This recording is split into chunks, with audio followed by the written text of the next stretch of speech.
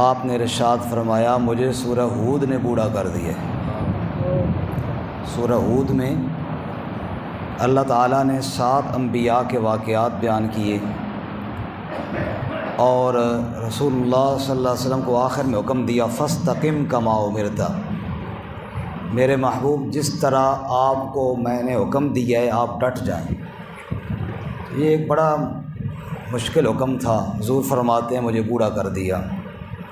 بہرکہ سورہ ہود کا دعویٰ یا مرکزی مضمون اللہ تعبدوا الا اللہ، اللہ کے علاوہ کسی کی عبادت نہ کرو۔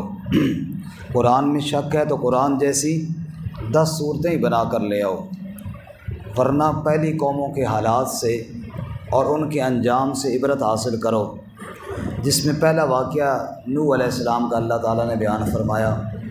حضرت نوح علیہ السلام اپنی قوم کی طرف گئے، ان کو سمجھایا، اللہ کی عبادت کی طرف بلایا، شرک سے منع کیا، قوم نہ مانی، یہاں تک کہ نوبت آئی کہ حضرت نوح علیہ السلام سے کہنے لگے کہ تم بہت جھگڑالو ہے، عذاب لے آ جس سے ڈراتا ہے۔ حضرت نے فرمایا عذاب تو اللہ تعالیٰ لے کر آئے گا۔ پھر اللہ تعالیٰ نے حضرت نوح علیہ السلام سے فرمایا کہ اب ان میں اور کوئی ایمان لانے والا نہیں ہے، بس جو ایمان لا چکے سو وہی لا چکے، باقی میرے عذاب کا شکار ہوں گے، اس لیے آپ کشتی تیار کریں۔ حضرت سیدنا نوح علیہ السلام نے کشتی تیار کرنا شروع فرمائی۔ جب لوگ وہاں کے وڈیرے گزرتے، اللہ فرماتے ہیں سخروا منہ، وہ نوح علیہ السلام سے مذاق کرتے۔ اور جی پہلے تو کشتیاں دریاؤں میں چلتی تھیں، پانی ہے کوئی نہیں اور کشتی بنا رہے ہیں۔ اللہ نے فرمایا کرنے دو ان کو مذاق، تھوڑے دینا ہے ان کے۔ پھر اللہ کا امر آیا حتیٰ اذا جاء امرنا وفارت النور، رب نے کہا جب پانی ابل پڑے نا زمین سے، آسمان سے بھی برسنے لگے، پھر اپنی کشتی میں آپ سوار کیجئے، ہر جاندار کا جوڑا جوڑا بھی بٹھا لیجئے، اہل ایمان کو بھی بٹھا لیجئے، اور جب کشتی میں آپ بیٹھیں تو یہ دعا پڑھیں بسم اللہ مجریہا و مرساہا ان ربی لغفور الرحیم۔ کشتی کی یہ دعا ہے کہ اللہ کے نام کے ساتھ ہی اس کا چلنا بھی ہے، تیرے گی بھی تو اللہ کے نام کی برکت سے، کنارے لگے گی تو بھی اللہ کے نام کی برکت سے ہی۔ ہمارے استاد جی فرمایا کرتے تھے کہ یہ دعا آپ گاڑی میں جب بیٹھیں تب بھی ساتھ پڑھ لیا کریں، سبحان الذی سخر لنا ھذا وما کنا لہ مقرنین وانا الی ربنا لمنقلبون، وہ بھی پڑھ لیا کریں، ساتھ یہ بھی پڑھ لیا کریں۔ کیوں کہ جو گاڑی ہے یا جو بھی سواری ہے وہ چلے گی بھی اللہ کے نام سے، رکے گی بھی اللہ کے نام سے، کیونکہ اس میں رکنے کا ذکر بھی ہے۔ اللہ نہ کرے گاڑی جب بریک فیل ہو جائے، جہاں بندہ روکنا چاہے وہاں نہ روکے اور کسی جگہ جا کے ٹکرا جائے تو کتنا نقصان ہوتا ہے، تو اس لیے بسم اللہ مجریہا و مرساہا۔ حضرت سوار ہوئے، اہل ایمان بھی سوار ہو گئے، جاندار بھی بٹھا لیے۔ حضرت نوح علیہ السلام کا بیٹا وہ سوار نہ ہوا۔ اللہ تعالیٰ فرماتے ہیں وَنَادَى نُوحٌ ابْنَهُ وَكَانَ فِي مَعْزِلٍ، آیت نمبر 42۔ حضرت نوح علیہ السلام نے اپنے بیٹے کو آواز دی، وہ کنارے میں کھڑا تھا، حضرت نے بلایا یا بنی ارکب معنا ولا تکن مع الکافرین، بیٹے آ جا تو بھی ہمارے ساتھ سوار ہو جا اور کافروں کا ساتھ چھوڑ دے۔ بیٹا کہنے لگا سآوی الی جبل، میں پہاڑ پر چڑھ جاؤں گا، یعصمنی من الماء، وہ مجھے پانی سے بچا لے گا۔ حضرت نے سمجھایا لا عاصم اليوم من امر اللہ الا من رحم، اللہ کے حکم سے آج اللہ کے بغیر کوئی نہیں بچانے والا۔ خیر حضرت سمجھا رہے ہیں، بیٹا نہیں سمجھ رہا۔ اچانک کیا ہوا وحال بینہم الموج فکان من المغرقین، پانی کی لہر اور موج اٹھی اور حضرت کا بیٹا غرق ہوا۔ جب پیغمبر نوح علیہ السلام کا بیٹا غرق ہوا نا تو شفقت پدری وہ جوش میں آئی اور حضرت نوح علیہ السلام نے بارگاہ الہی میں فریاد کی اور کہا قال رب ان ابنی من اہلی، اے میرے رب میرا بیٹا تو میری آل میں سے ہے، وَإِنَّ وَعْدَكَ الْحَقُّ، تیرا وعدہ سچا ہے، وَأَنْتَ أَحْكَمُ الْحَاكِمِينَ، تو سب سے بڑا حاکم ہے، اے اللہ حاکم تو ہی ہے، فیصلہ تو تیرا ہی چلے گا، لیکن یہ میرا بیٹا تو میری آل میں سے ہے، یعنی یا اللہ اس کو تو بچا لے۔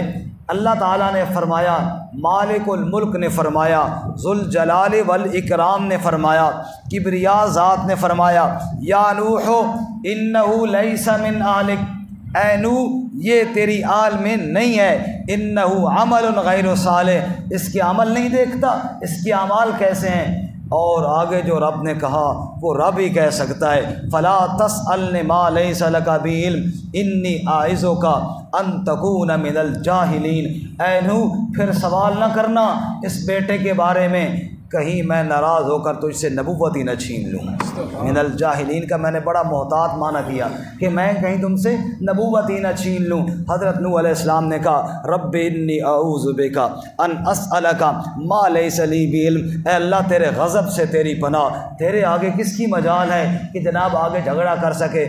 یہاں جناب ہر نتو کھتو کہتا ہے میں تمہیں اللہ سے چھڑا لوں گا، اللہ تعالیٰ نے بتا لیا اتنا آسان کام نہیں ہے مجھ سے چھڑانا، جس کو رب پکڑے۔ پیغمبر دعا بھی کر رہا ہے نوح علیہ السلام، لیکن رب نے کہا اس کے لیے دعا نہ کرنا، اس کے لیے دوبارہ دعا نہ کرنا ورنہ میں ناراض ہو جاؤں گا۔ حضرت نوح علیہ السلام نے عرض کی، اے اللہ نہیں دعا کروں گا، نہیں اس کے لیے دوبارہ فریاد کروں گا۔ رب نے فرمایا، یا نوح، اے نوح اہبط بسلام منا وبرکات علیک وعلی امم ممن معک، اے نوح تیرے اوپر تو میرے سلام ہوں، تیرے ساتھیوں پر بھی میرے سلام ہو، تم اتر جاؤ سلامتی کے ساتھ۔ اللہ تعالیٰ نے ایک مسئلہ سمجھایا، ان آیات کے تناظر میں لوگوں نبی کے ساتھ رشتہ داری بڑا اونچا، بہت اونچی نسبت ہے، لیکن اگر نبی کی دعوت کے ساتھ وفاداری نہ ہو تو نری رشتہ داری کام نہیں آتی۔ نری رشتہ داری کام آتی تو نوح علیہ السلام کا بیٹا غرق نہ ہوتا، نری رشتہ داری کام آتی تو نوح علیہ السلام نے دعا بھی کی اس کے لیے اسپیشل، پھر بھی کامیاب نہ ہوا۔ کیوں کہ پیغمبر کی دعوت پر ایمان نہیں رکھا تھا۔ آج صدیاں گزر گئی، یہ ہے کہ جی شاعری نے جو مرضی پہ کرنا میں کون پوچھنا لگا۔ یہاں تو میرے بھائی اللہ کے نبی کا سگا بیٹا ہے، جب وہ اس مشن سے ہٹ جائے اس کی عزت نہیں اللہ کے ہاں، اللہ اس کو بھی غرق کرتے ہیں۔ معلوم ہوا عزتیں ہیں تو دین کے ساتھ ہیں، دین نہیں تو عزت بھی کوئی نہیں ہے، چاہے کتنی اونچی یہ نسبت واقعی بڑی شان والی ہے، لیکن اس کے لیے جو ایمان قبول کرے پھر شان والی ہے۔ ایمان قبول نہ کرے اور اللہ کے نبی کی دعوت پر یقین نہ رکھے، صرف رشتہ داری کسی کام کی۔ اس کے بعد آگے دوسرا واقعہ حضرت ہود علیہ السلام کا، ہم پہلے 8ویں پارے میں پڑھ چکے ہیں۔ ہود علیہ السلام نے قوم عاد کو سمجھایا، نہ مانے، اور ہود علیہ السلام سے کہنے لگے، ان نقول الا تراک بعض آلہتنا بسوء، اے ہود جو تو کہتے ہیں نا کہ ان کی عبادت نہ کرو جو ہم نے معبود بنا رکھے ہیں، لگتا یہ ہے کہ بد دعا لگ گئی تو آپ کو ان ہمارے معبودوں کی، اس طرح کہتے ہیں نا، وہ اس طرح دی گل نہ کرو جی، یہ جیسے حضرت ناراض ہو گئے نا تو ٹنگا باندھ دینے نے، انہوں نے کہا نوح یہ کوئی مسئلہ ہو گیا تیرے ساتھ۔ حضرت نوح نے بڑا پیارا جواب دیا، فرمانے لگے سنو، من دونی فقیدونی جمیعا ثم لا تنظرون، اللہ کے علاوہ تم بھی تمہارے معبود بھی سارے اکٹھے ہو جاؤ، میرا بگاڑو کیا بگاڑ لو گے، ثم لا تنظرون، مجھے ذرا مہلت نہ دو، انی توکلت علی اللہ ربی و ربکم، میں نے بھروسہ کیا اپنے اللہ پر، وہ میرا بھی رب ہے تمہارا بھی رب ہے، میری حفاظت کرنے والا کون ہے جی؟ اللہ۔ برکت جب قوم ہود نے نہ مانا تو پھر اللہ کا عذاب آیا اور اللہ نے ان پر طوفان چلایا پورے ہفتے تک، اس کے بعد اللہ نے ساری قوم کو برباد کر دیا۔ تیسرا واقعہ جی قوم صالح کا، حضرت صالح علیہ السلام کی قوم کا، قوم سمود، ان کی طرف حضرت گئے، یا قوم عبد اللہ کی عبادت کی طرف بلایا، انہوں نے نہ مانا، کہنے لگے نوح صالح عجیب بات ہے، قد کنت فینا مرجوا قبل ھذا، تیرے اوپر ہماری بڑی امیدیں تھیں کہ تو باپ دادا کا نام روشن کرے گا، تو نے عجیب کام کیا، اتنہانا ان نعبد ما یعبد آباؤنا، ہمارے بڑے جن کی عبادت کرتے تھے تو ان کی عبادت سے ہمیں روک رہا ہے۔ حضرت نے فرمایا دیکھو میں اللہ کی وحی سے تمہیں روک رہا ہوں۔ باہر کیف انہوں نے نہ مانا، معجزہ مانگا تو اللہ تعالیٰ نے اونٹنی نکالی، اور حضرت نے فرمایا ھذہ ناقۃ اللہ، یہ اللہ کی اونٹنی ہے اور اس کا احترام تمہارے اوپر لازم ہے۔ یہ ناقۃ اللہ، اللہ کی اونٹنی، بیت اللہ، اللہ کا گھر، کتاب اللہ، اللہ کی کتاب، کی جو نسبت ہو جاتی ہے نا، یہ نسبت مقام کو بہت اونچا کر دیتی ہے۔ اب بیت اللہ میں کیا ہے، پتھر ہی لگے ہوئی ہیں نا، لیکن وہ نسبت کیا ہے، اللہ کے گھر۔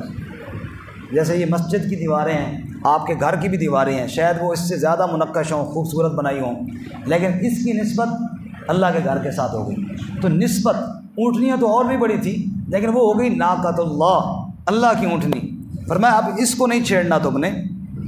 انہوں نے کچھ دن تو گزارا کیا، لیکن مسئلہ یہ تھا کہ پانی وہ زیادہ پیتی، اللہ کی اونٹنی جو ہوئی وہ جناب چارہ بھی زیادہ کھاتی۔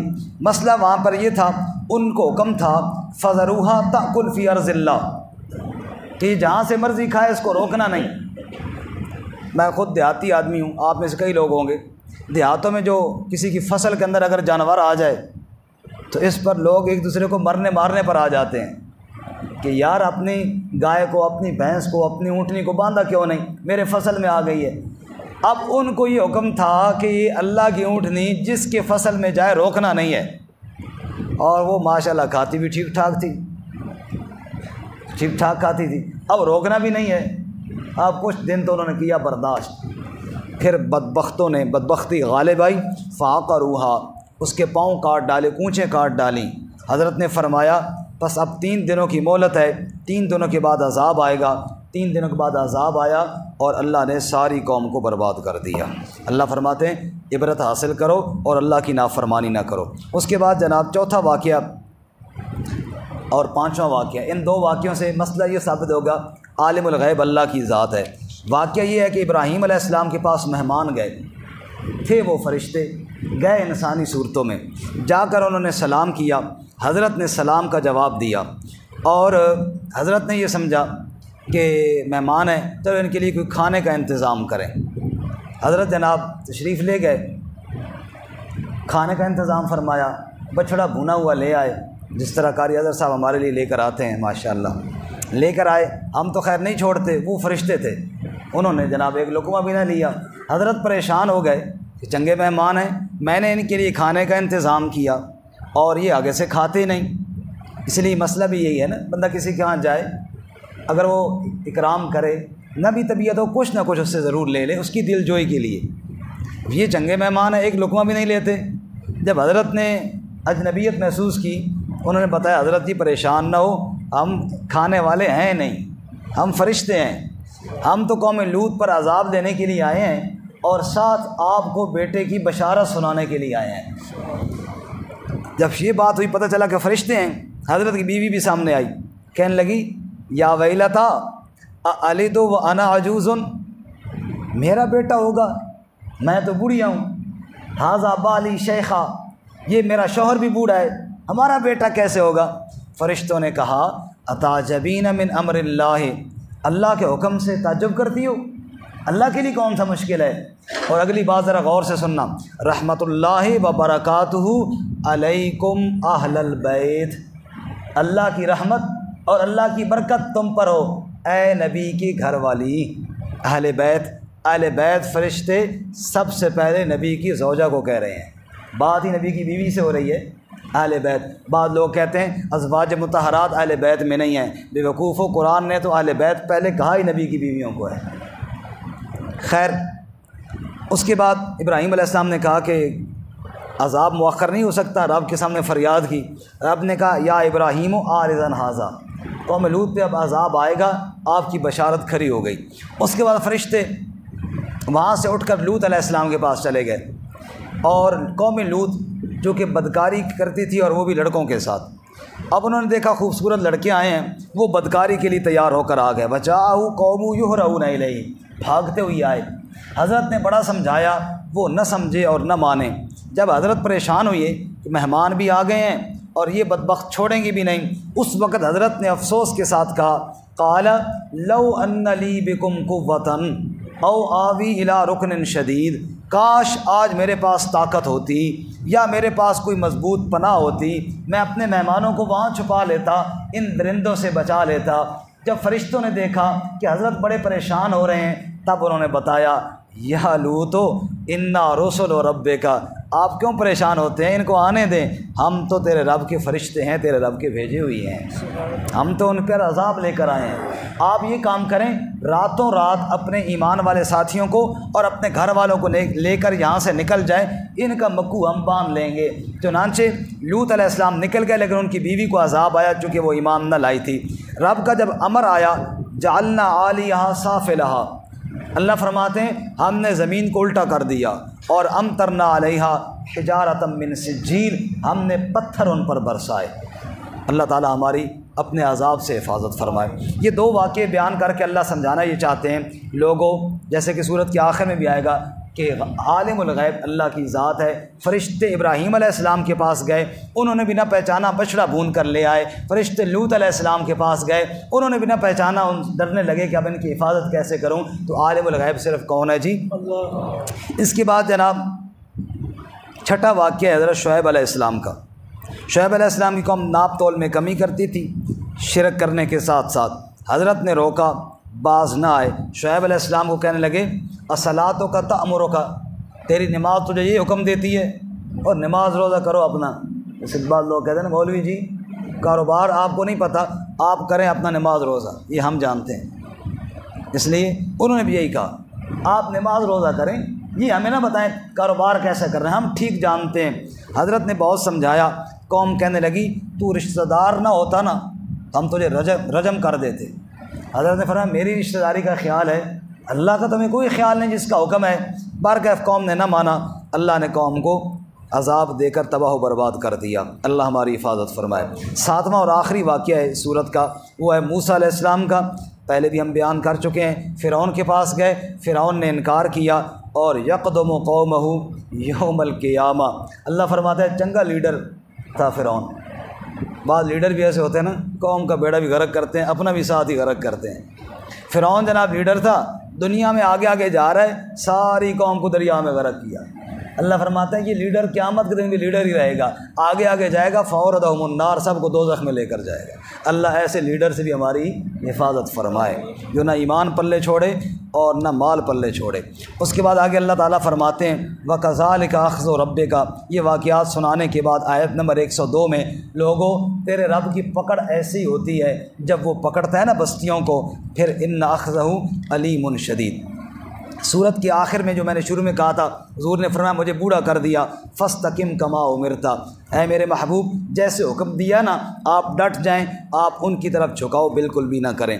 اس کے بعد ہے جی سورہ یوسف علیہ السلام کا واقعہ، بڑا خوبصورت واقعہ ہے، احسن القصص ہے، قصوں میں بہترین قصہ ہے، بیان میں بہترین بیان ہے۔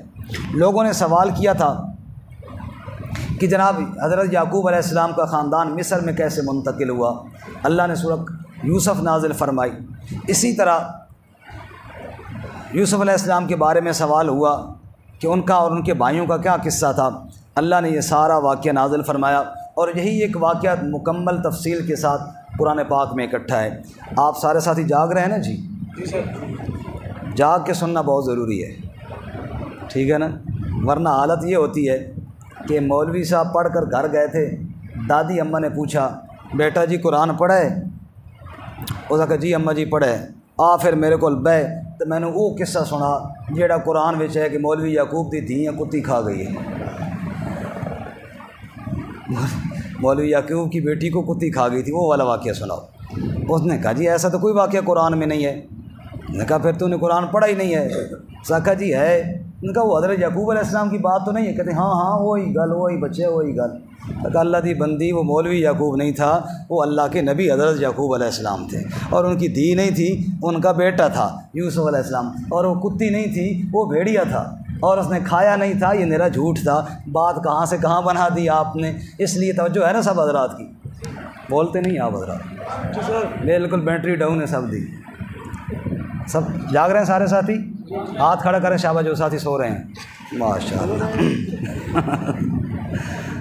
اللہ فرماتے ہیں نحن نقص علیک احسن القصص، اگر دور والے ساتھی بھی قریب آ جائیں نا اللہ ان کو بہت اجر دے گا، بڑا ثواب بھی ہوگا، خوشی بھی بڑی ہوگی جناب، اللہ آپ کو جزائے خیر دے، ایک ایک قدم پہ اللہ اجر عطا فرمائے۔ سارے سامنے آ جائیں، کوئی ناراضگی ہے تو میں معافی بھی چاہتا ہوں۔ نحن نقص علیک احسن القصص بما اوحینا الیک ھذا القرآن، اللہ فرماتے ہیں ہم آپ کو عمدہ بیان سناتے ہیں، خوبصورت بیان سناتے ہیں جی۔ اب حضرت یوسف علیہ السلام کا واقعہ بڑی عبرتوں پر مبنی ہے جی، اس میں اللہ تعالیٰ نے کئی حالات بیان کیے۔ پہلی حالت ان کی یہ تھی جب بچپن میں ان کو خواب آیا، حضرت یعقوب علیہ السلام سے کہا ابا جی میں نے خواب دیکھا، رأیت احد عشر کوکبا، 11 ستارے ہیں، والشمس والقمر، سورج چاند بھی ہے، رأیتہم لی ساجدین، میں نے دیکھا وہ سب مجھے سجدہ کر رہے ہیں۔ یہ خواب بتایا والد صاحب حضرت یعقوب علیہ السلام۔ یہاں پر ایک بات یہ بھی عرض کر دوں، خواب کی 3 قسمیں ہیں۔ خواب کی کتنی قسمیں ہیں جی؟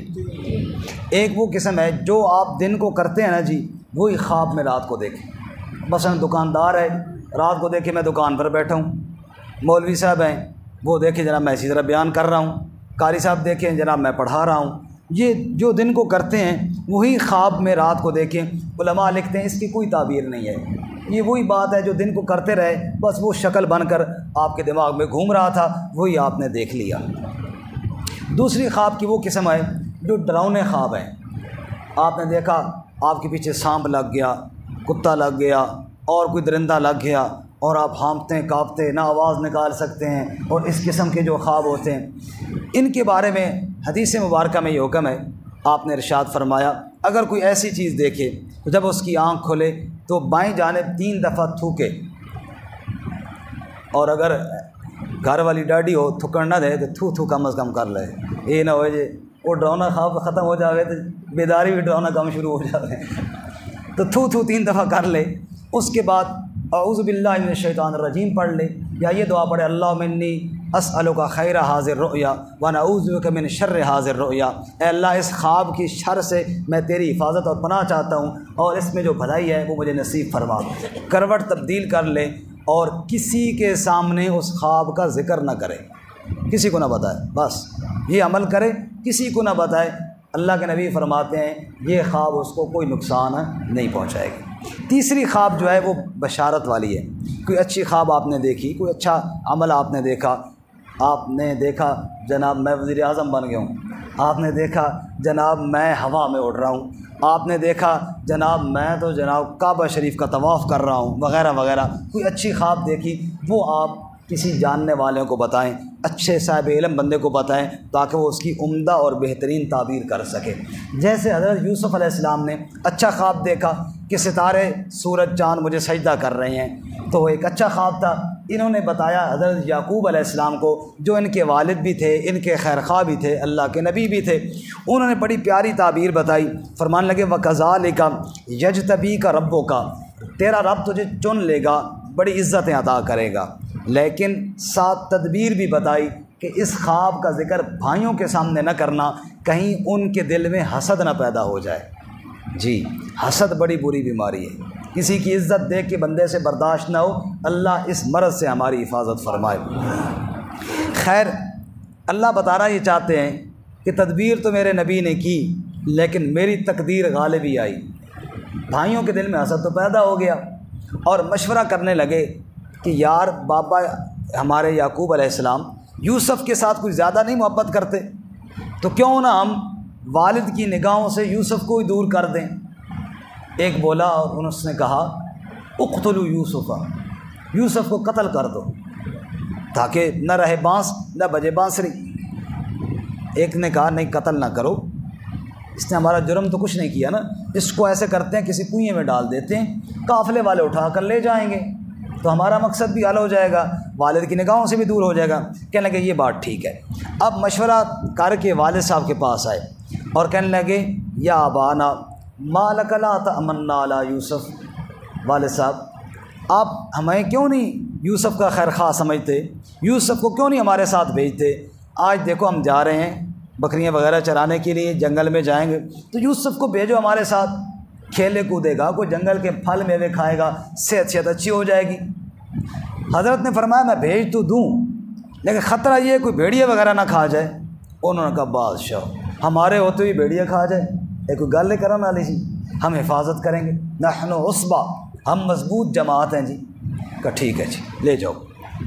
اب علم غیب اللہ کے پاس ہے، مشورہ حضرت یعقوب علیہ السلام کے گھر میں کیا کہ جا کر کنویں میں ڈالیں گے، آ کر کہہ رہے ہیں جی ہم پھرانے ٹرانے کے لیے لے کر جا رہے ہیں، کھائے پیے گا۔ یعقوب علیہ السلام نے بات مان لی اور یہ نہیں کہا کہ پترو پتہ ہے میں نے جڑا مشورہ کر کے آیا، نہیں کہا، کیونکہ عالم الغیب اللہ کی ذات ہے، جہاں وہ بتائے وہاں پتہ چلتا ہے، جہاں وہ نہ بتائے وہ نہیں پتہ چلتا۔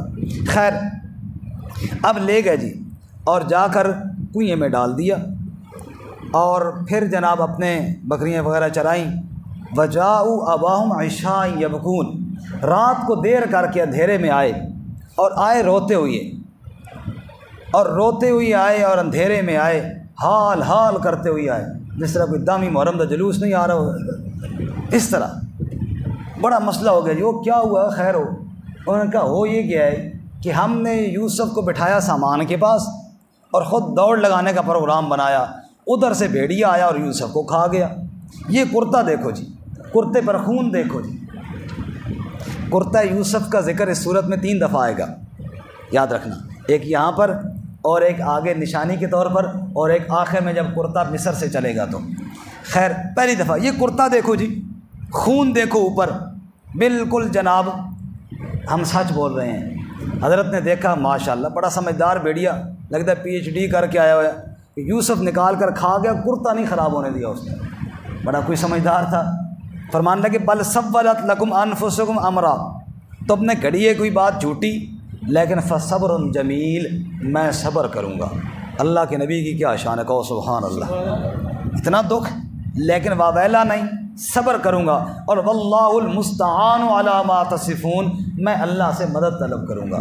انا للہ و انا الیہ راجعون، راجعون کا ایک معنی رجوع بھی ہے نا، ہم اس مشکل گھڑی میں اللہ کی طرف رجوع کرنے والے ہیں، تو مشکل گھڑی میں رجوع کس طرف کرنا ہے؟ اللہ کی طرف۔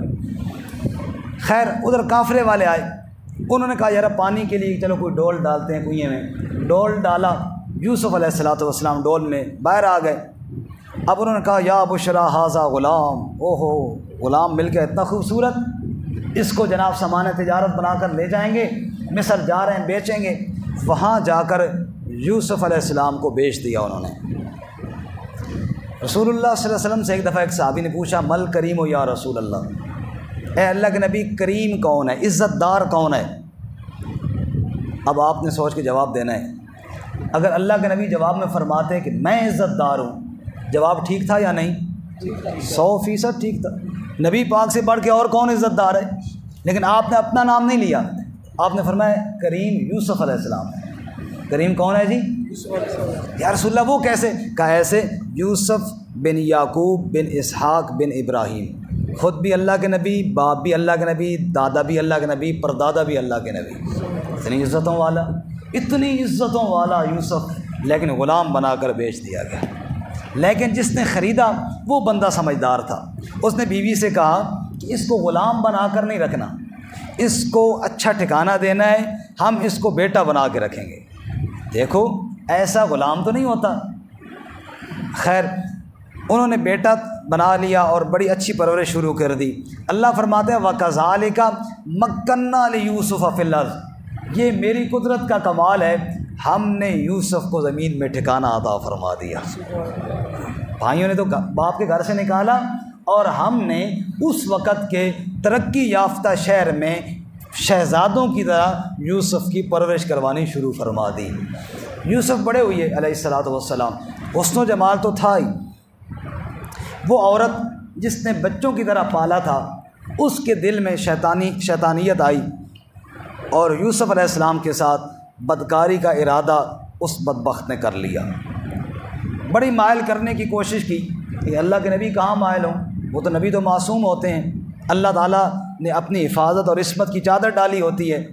جب دیکھا کہ اس طرح بات نہیں بنتی، ایک دن ساری حدیں پھلانگی، کمرے کے اندر یوسف علیہ السلام کو بلایا اور واضح لفظوں میں دعوت گناہ دی، حیت لک۔ حضرت نے فرمایا قال معاذ اللہ، اللہ کی پناہ، اور پھر حضرت وہاں سے بھاگے، وہ پیچھے بھاگی، حضرت آگے بھاگے، پیچھے سے اس نے حضرت کی قمیص پر ہاتھ ڈالا، وقدت قمیصہ من دبر، اور کرتا پیچھے سے پھٹ گیا اور حضرت باہر نکل گئے۔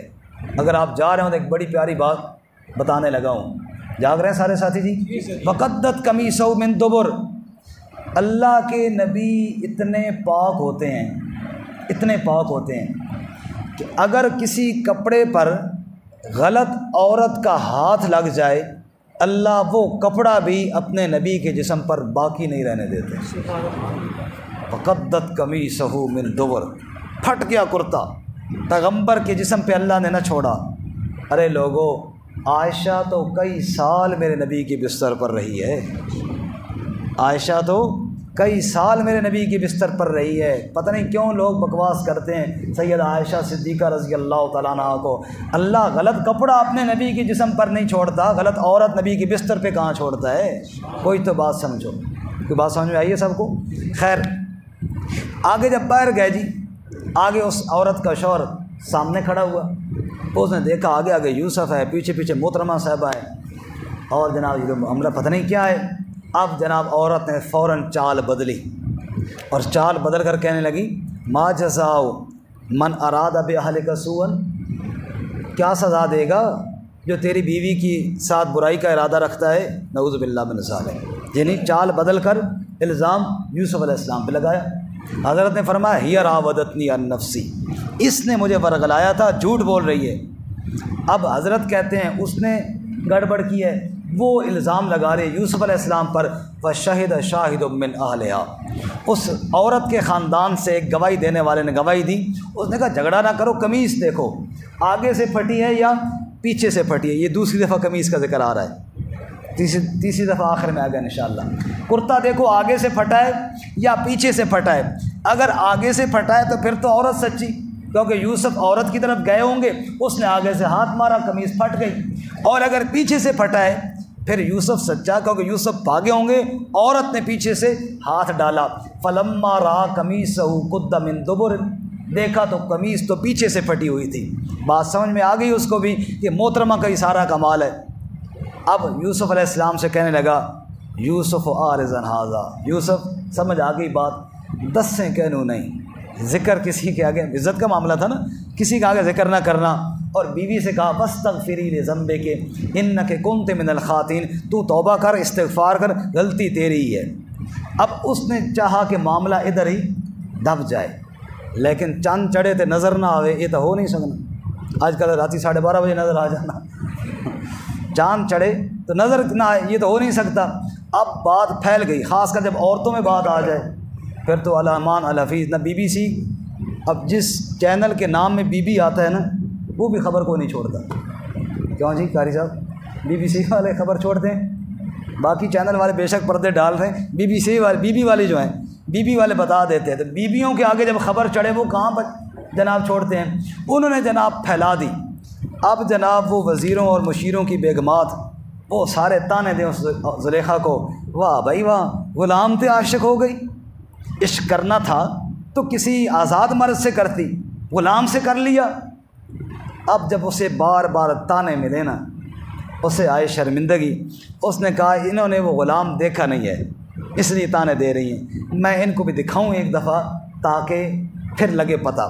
اس نے عورتوں کی دعوت کر دی، ساری عورتیں آئیں، ان کو جناب بٹھایا، ہاتھوں میں چھری دی، پھل دیے کاٹنے کے لیے، اور یوسف علیہ السلام سے کہا اخرج علیہن، تو بھی ذرا ان کے سامنے آ۔ جب یوسف علیہ السلام سامنے آئے تو قرآن کہتا ہے فلما رأینہ، دیکھا ان عورتوں نے اس یوسف کو، یعنی یوسف نے ان کو نہیں دیکھا۔ سبحان اللہ، کوئی بات سمجھ میں آ رہی ہے؟ پیغمبر کی عصمت کو بھی اللہ ساتھ ساتھ بیان کر رہے ہیں نا۔ فلما رأینہ، ان عورتوں نے دیکھا اس یوسف کو۔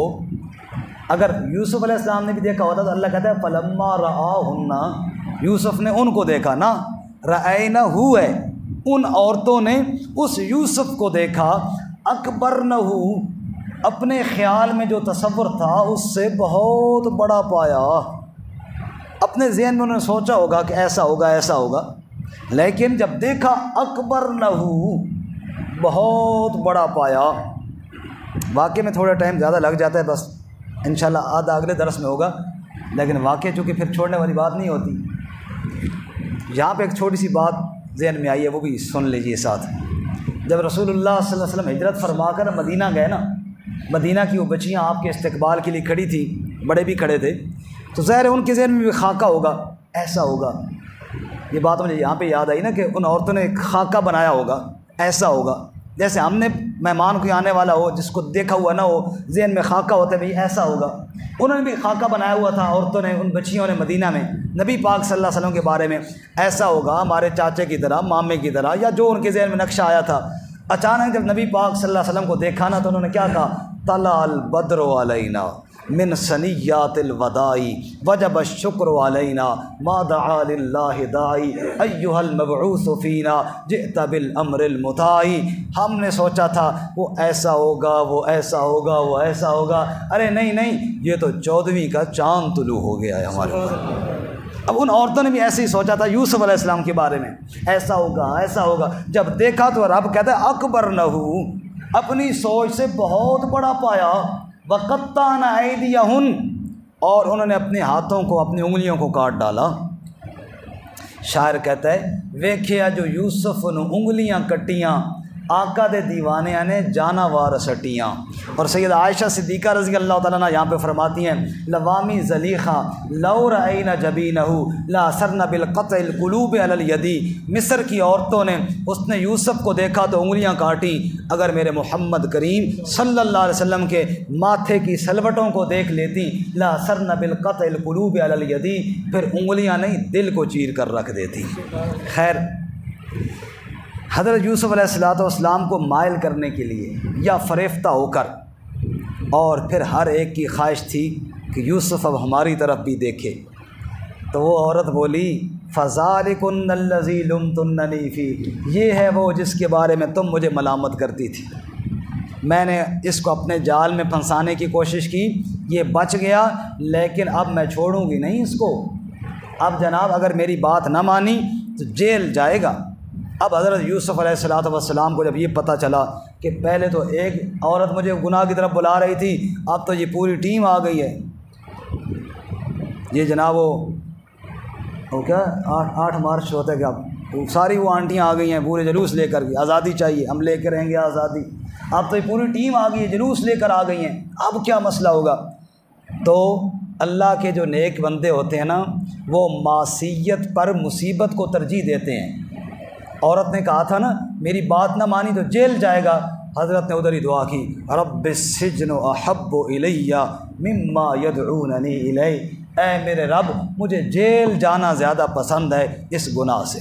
اللہ فرماتے ہیں پھر ہم نے دعا کو قبول کیا اور یوسف علیہ السلام جیل چلے گئے۔ اس سے آگے ہم انشاءاللہ اگلے درس میں پڑھیں گے کہ جیل کے کیا واقعات ہوئے۔ اللہ تعالیٰ عمل کی توفیق عطا فرمائے۔